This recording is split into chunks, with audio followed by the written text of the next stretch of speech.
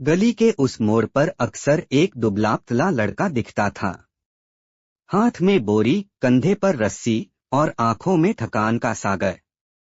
वह गली-गली घूमकर कबाड़ बटोरता, फटे कपड़े, टूटे खिलौने, खाली बोतलें, अखबारों के ढेर। लोग उसे कबाड़ी का बेटा कहकर पुकारते थे। नाम था अरुण। अरुण का बचपन उसी कबाड़ में बीता था, जिसे वह रोज अपने पिता के साथ इकट्ठा करता था।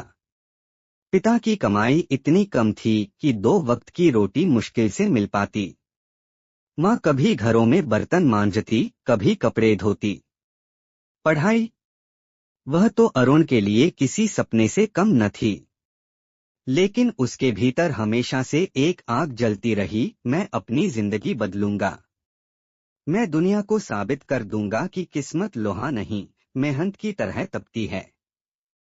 अरुण के मोहल्ले के पास एक सरकारी स्कूल था। अक्सर वह बोरी उठाए वहीं से गुजरता और खिड़की से अंदर झांकता। बच्चों की किताबें, उनकी कॉपियां, ब्लैकबोर्ड पर लिखे शब्द उसे जैसे बुलाते। वह खुद भी पढ़ना चाहता था। एक दिन उसने हिम्मत जुटाई और स्कूल के मास्टर जी से कहा, गुरुजी, क्या मैं भी पढ़ सकता हूँ? लेकिन मेरे पास फीस भरने के पैसे नहीं हैं। मास्टर जी ने उसकी आंखों में चमक देखी। उन्होंने मुस्कुराकर कहा, बेटा, पढ़ाई दिल से करनी होती है, पैसों से नहीं। तुम रोज आना, मैं तुम्हें बैठा लूंगा। बस उसी दिन से अरुण का सफर शुरू हो गया।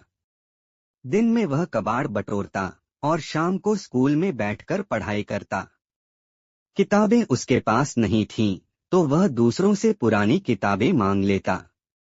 रात को घर की टिमटिमाती लालटेन में बैठकर पढ़ता। गरीबी का पहाड़ हर दिन उसके सामने खड़ा रहता।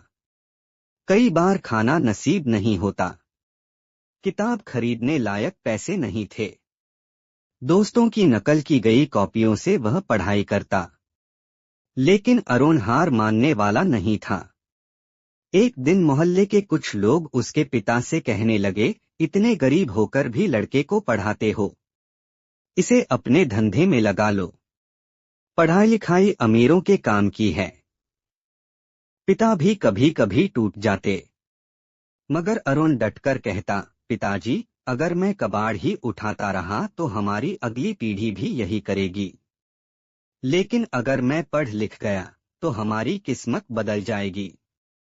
यह सुनकर पिता की आंखें भर आतीं और वे फिर से बेटे का साथ देने लगते।